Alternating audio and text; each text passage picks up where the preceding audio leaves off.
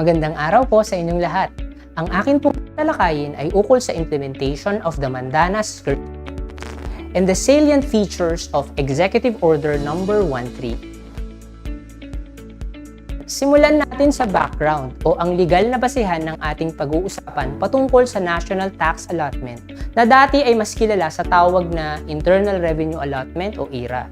Sa ilalim ng 1987 Constitution, specifically under Article 10, Section 6, ang mga LGUs ay dapat mabigyan ng just share o karampatang bahagi mula sa national na automatically ay dapat i-release sa kanila. Ang just share ng LGU ay mandated ayon sa 1987 Constitution na dinetermina naman ng Kongreso sa pamamagitan ng Section 284 ng Local Government Code of 1991.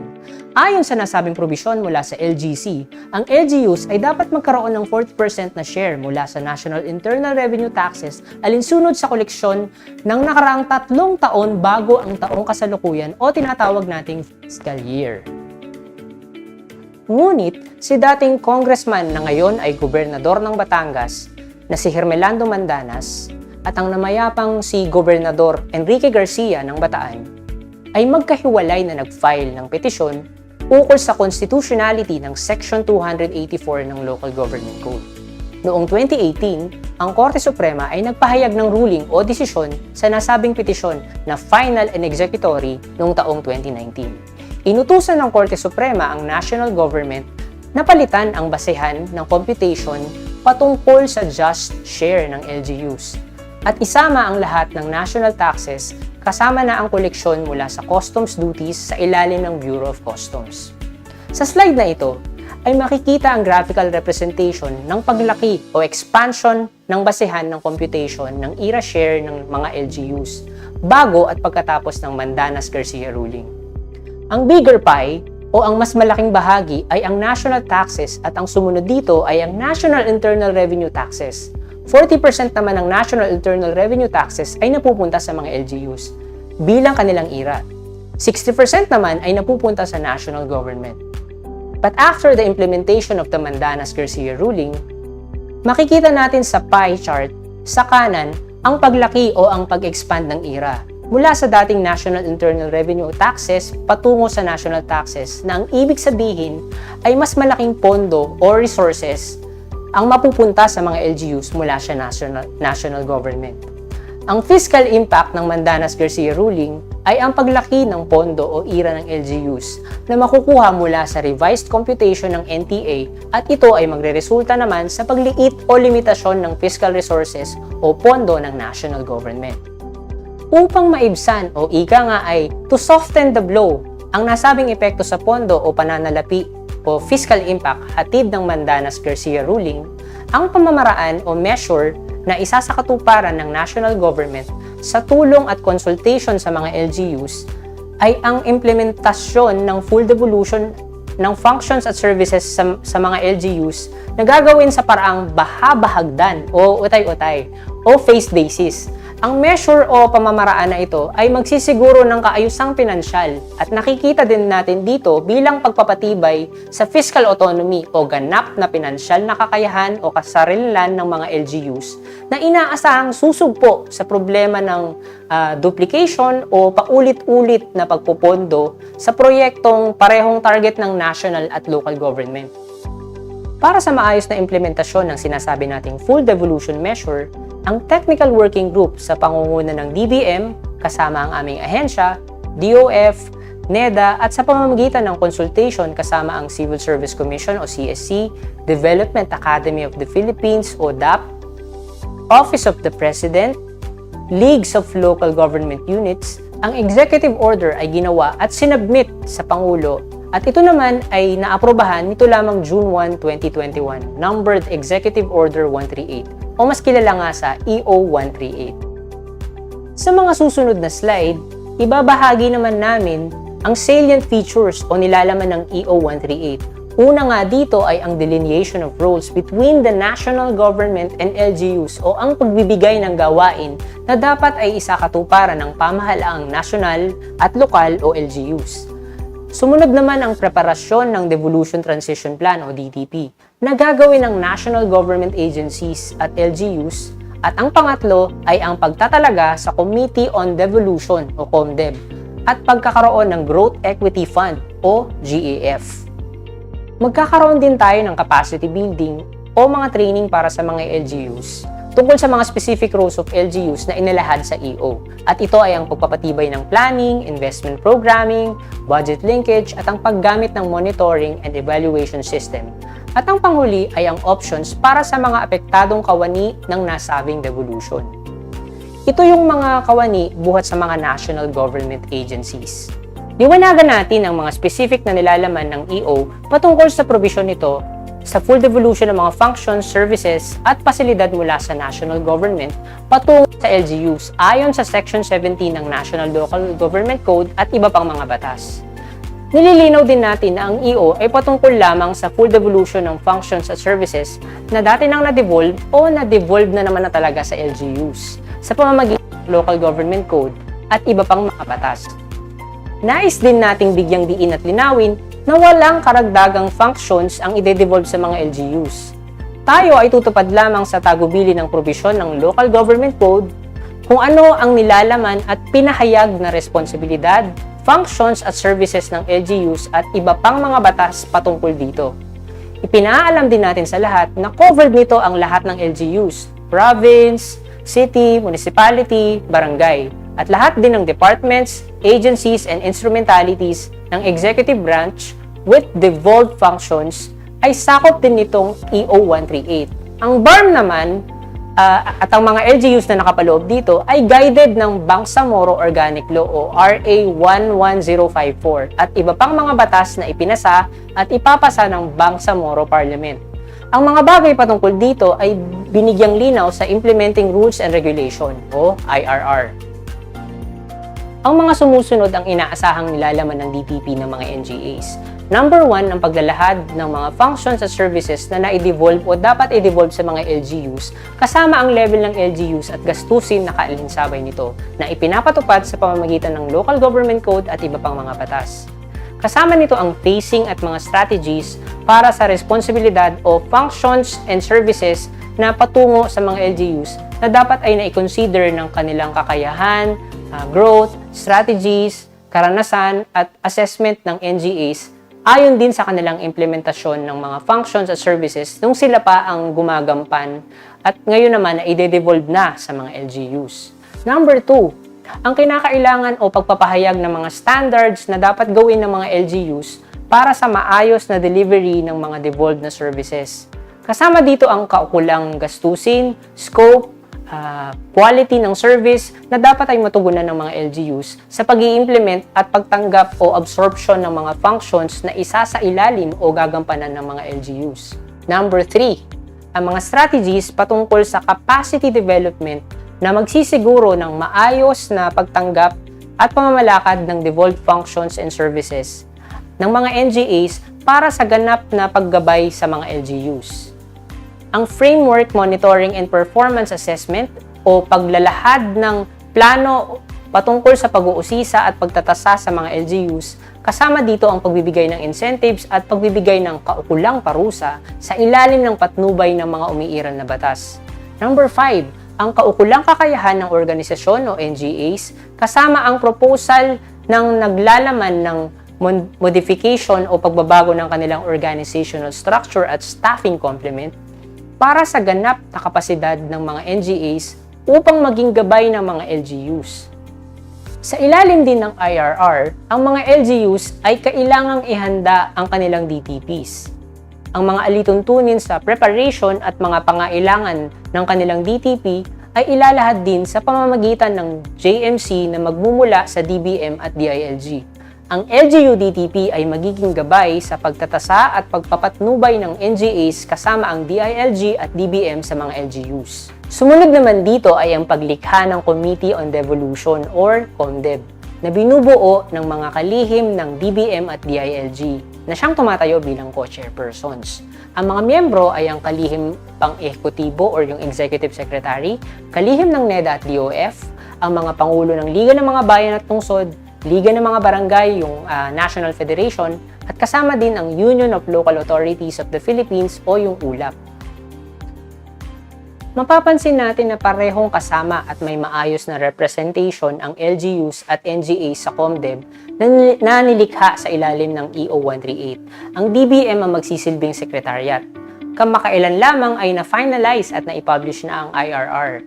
Ibabahagi din sa inyo ang mga alituntunin at gabay sa preparation ng LGUs at NGAs DPPs. Ang pinakabuod o sentro ng functions ng COMDEB ay ang magresolba ng mga issues at concerns na maaaring iparating ng NGAs at LGUs patungkol sa implementation ng devolution efforts. Ito ay isang magandang lugar upang makita ang mga posibleng issues, concerns, at iba pang mga difficulties and challenges na kakaharapin sa pag-i-implement ng full devolution. Isa sa mga mahahalagang parte ng EO ay ang pagkakaroon ng Growth Equity Fund na nabuo dahil sa consultation kasama ng mga LGUs noong ipinepresenta pa lamang ang draft na EO.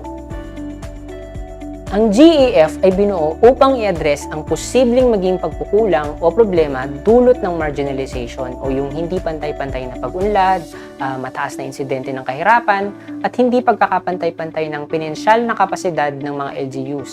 Itong GEF din ang dapat na sasagot sa pinansyal na aspeto ng pangangailangan ng mga LGUs upang magbigay kakayahan patungo sa pagganap nila sa kanilang devolved functions and services, alinsunod sa Local Government Code at iba pang mga batas. Ang mga detalye at kaukulang alituntunin kasama na ang mekanismo patungkol sa pagbibigay at paggamit ng GEF ay ipapahayag ng Development Budget Coordination Committee upang masiguro ang pantay-pantay o equitable, performance-based o ayon sa kakayahan na pagganap ng LGU. Ito rin ay dapat time-bound na alokasyon at distribution sa mga napiling LGUs. Ang pauna o initial na amount ng GEF ay irerekomenda ng DBM sa taong 2022 National Expenditure Program or NEP na isusumite naman sa Pangulo at Kongreso. Tungkol naman sa devolution ng mga functions mula sa NGAs, ang Capacity Development Agenda ng mga LGUs ay kailangang maayos na mabuo. Ito ay ayon dapat sa assessment framework at alituntunin na ipapahayag at binalangkas ng Local Government Academy o LGA. Ito rin na magsisilbing gabay para sa strategies ng CAPDEB na sumasalamin naman sa nilalaman ng DTP ng mga NGAs. Kaya mahalagang ito ay nakalinya sa local development trusts at kagustuhan ng LGU na mga goals and objectives.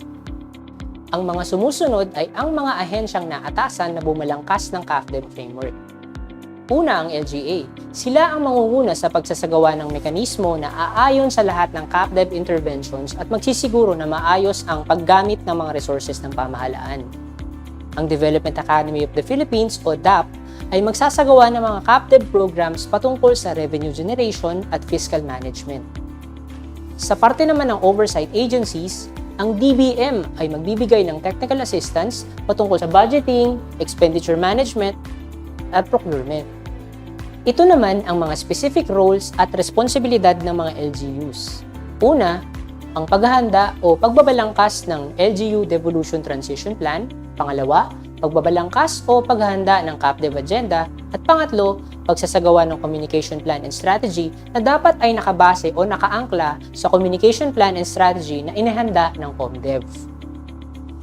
Sa parte naman ng tinatawag nating pagpapalakas ng vertical and horizontal linkage o yung sinasabing alignment ng iba't ibang level ng ating pamahalaan sa pagsasagawa ng kani-kanilang mga development plan, investment programming, budgeting, at kasama na din dito yung pagsasagawa ng results-based monitoring and evaluation system ng mga NGAs. Ang EO 138 din ay nilinaw ang kahalagahan ng pagpaplano sa panrehiyong level at ang gampanin ng Regional Development Councils o yung mga RDCs para sa maayos na pagsasagawa ng mga strategies patungo sa mabilis na development ng mga rehiyon, lalong-lalo na sa mga higit na nangangailangan ng mga lugar na nahuhuli na sa development. Pinapahayag din ng EO 138 ang maayos na alignment ng local development plans at land use plans ng mga LGUs na dapat ay nakaangkla din sa goals and objectives at kabatiran ng ipinapahayag ng updated Philippine Development Plan at kanya-kanyang mga regional development plans. Sa ilalim ng civil service laws at mga iba't ibang patakaran at alituntunin, ang mga permanenteng kawani ng ating pamahalaan na maapektuhan ng devolution ay maaaring pamilian ang mga sumusunod. Una, pwede silang mag-transfer sa ibang unit ng kanilang ahensya, departamento, maging mga government-owned and controlled corporations o GOCC na kanilang kinabibilangan.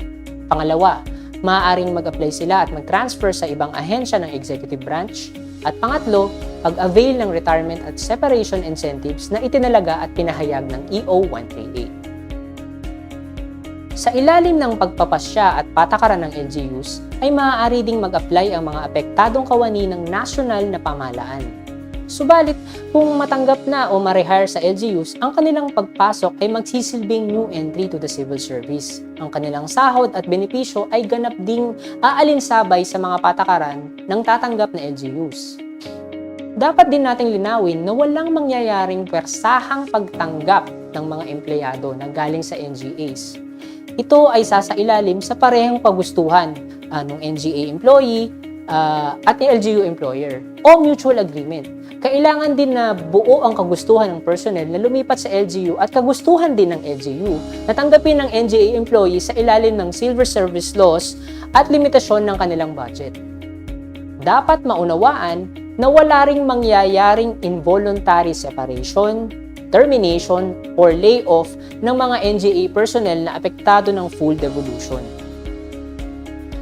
Ngayon, paano naman ang mga contract of service at yung mga job order basis na personnel?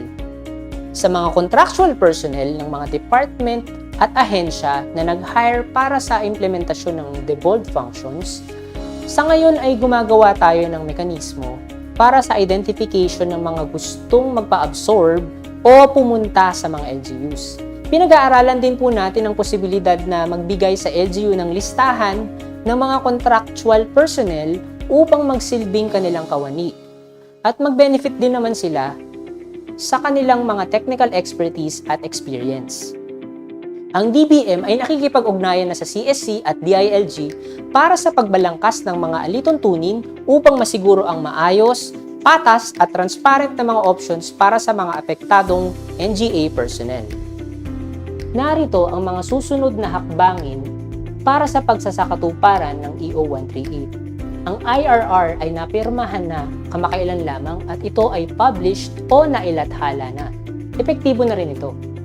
Mayroon ding gaganapin na mga inception workshops kasama ang mga napiling NGAs at representatives ng mga liga ng LGUs at miyembrong departamento ng Interagency TWG para maisaayos at masiguro ang alignment, pakikilahok, pakikiisa, at co-ownership patungkol sa mga hangarin ng full devolution transition ng mga NGAs at LGUs.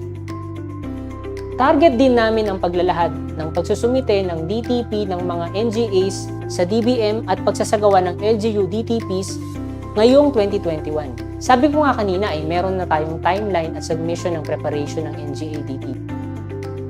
Ang mga bumubuong ahensya sa TWG ay kasalukuyang nakatutok sa development ng framework para sa performance assessment ng mga devolved functions at mapagtibay din ang kapasidad o kakayahan ng mga NGAs bilang taga-subaybay at coach ng mga LGUs. Ang mga capacity building activities ng mga LGUs ay isasagawa rin sa pamamagitan at pakikipagtulungan ng LGA, DAP, BLGF at lahat ng mga kabilang na NGAs. Ito ay patuloy na gampanin at pakikiisa ng aming kagawaran, kasama ang aming mga kapartner na mga ahensya para mabigyan ng kapasidad ang mga LGUs, lalo't higit na election year ang 2022 at ating inaasahan ang pagpapalit ng liderato o administrasyon. Bagamat mapapalitan ang karamihan sa mga kawani at opisyal pagkatapos ng eleksyon, ipagpapatuloy pa rin natin ang pagbibigay ng capacity building para sa mga local government units. At dito na nga po nagtatapos ang aming presentation. Kami po sa DILG, kasama ang DBM at iba pa naming mga partner agencies ay nagagalak na tulungan kayo sa pag-a-adjust patungo sa full devolution. Ito naman talaga ang intensyon ng Local Government Code of 1991. Ang mapalakas ang kakayahan ng mga LGUs upang makapagbigay ng tama at tapat na serbisyo sa kanilang mga nasasakupan. Maraming salamat po.